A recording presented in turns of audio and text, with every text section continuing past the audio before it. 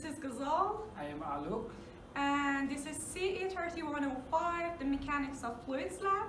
In this video, we are going to go over the experiment 2, which is the Archimedes principle and forces on a plane. The handout for this experiment has been uploaded on Blackboard. There's a QR code, as always, that you can scan, and Dr. Udameri has explained all the theory about this experiment. So we recommend you to watch this video before watching this experiment. And now we're going to talk about the equipment that we are going to use.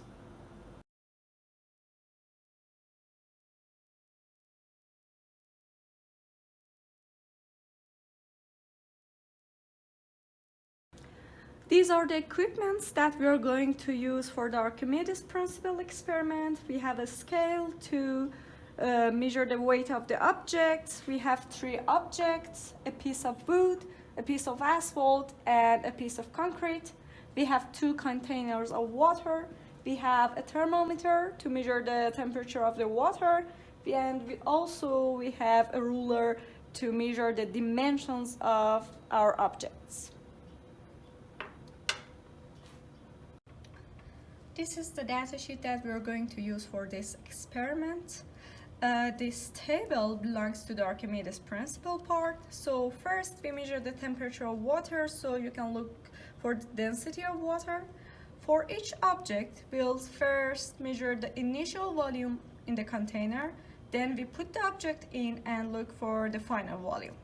For the concrete, we're going to use this container and just read the height. But if you look at the data sheet, we have the surface area here, and if you multiply the height by the surface area, you can have the initial and final volume. We will also measure the volume of wood and concrete, which are regular objects, and write them here. But for the asphalt, we cannot measure the volume because it's an irregular object. These 2 columns should be calculated by you, and we also measure the mass of asphalt and wood, and the mass of concrete is given to you.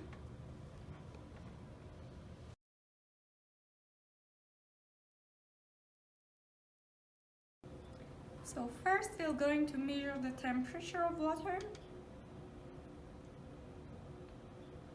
which is 19 degrees Celsius.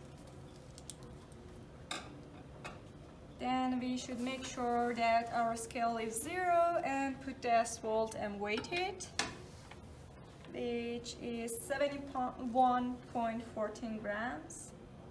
And we assume that the weight of the asphalt is the same for both of its trials. So now we're at the initial volume, which is 940 milliliters or cubic centimeter. Then we put the object in it and read the final volume, which is 970 milliliters. And for the objects that are fully submerged, the volume of the object is equal to the volume displaced. Now we're doing the second trial for the asphalt.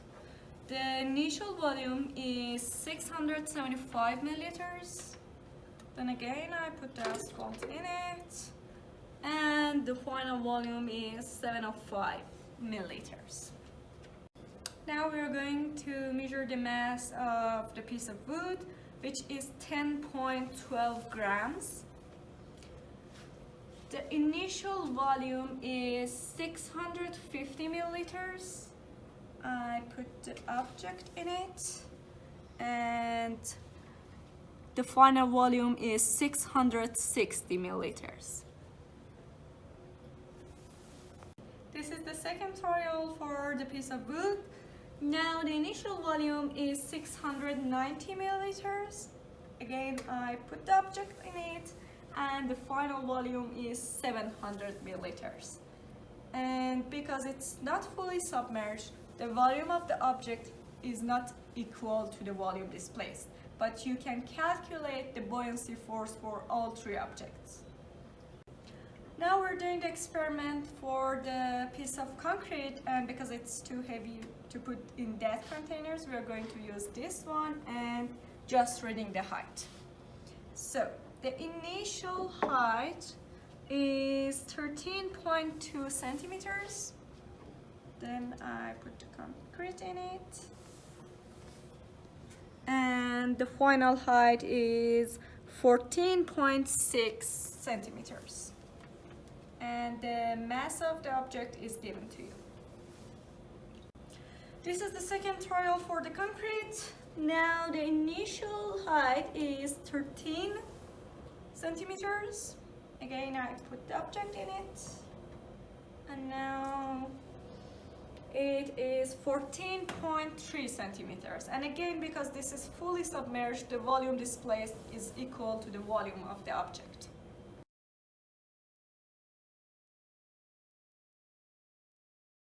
This is the apparatus that we are going to use for our second part of experiment, which is forces on the plane. This is our plane, and as long as the water is below this point, it is considered to be partially submerged.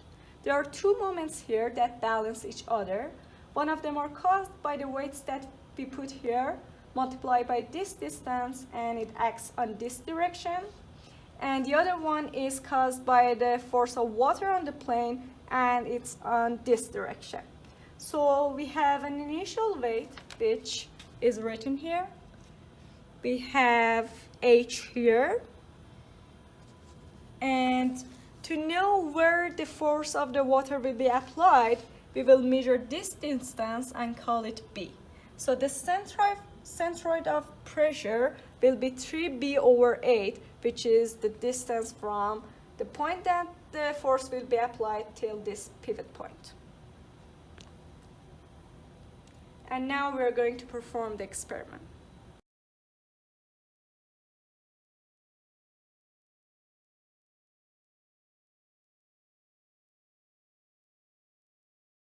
So now we're adding our first set of weights, which are two pieces of 10 grams, so it will be 20 grams. I'll add them here.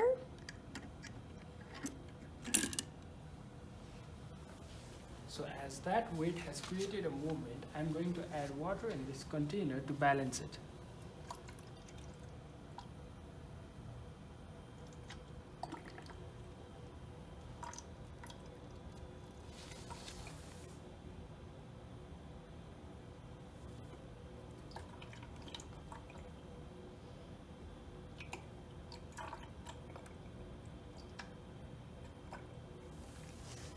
So now our H is 141 millimeters, and our B is 140 millimeters. So now I'm going to add two more 10 grams, which will again be 20 grams.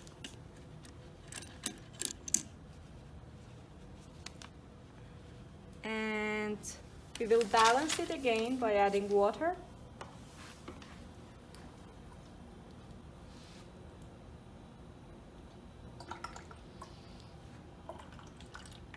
Okay. Our new H is 137 millimeters and new B is 146 millimeters. So this will be continued by adding more weights.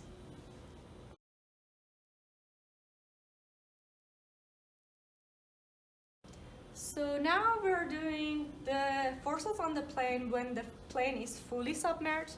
As you see, the water is now here and the plane is fully submerged.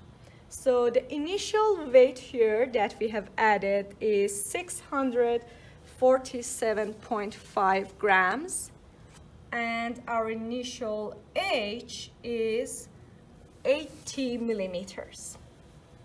So for this part, we will neglect this and we'll measure this distance to be our B, and it is consistent for all of the measurements, and it's equal to 180 millimeters.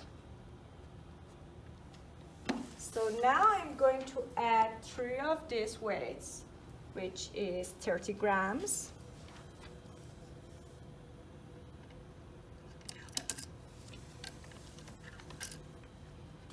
Then again, he will add water to balance it.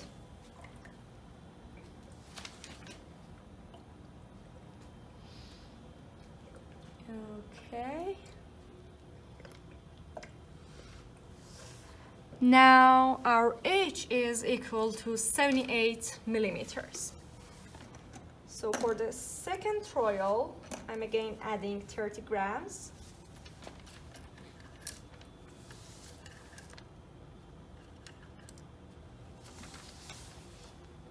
To make sure it is balanced.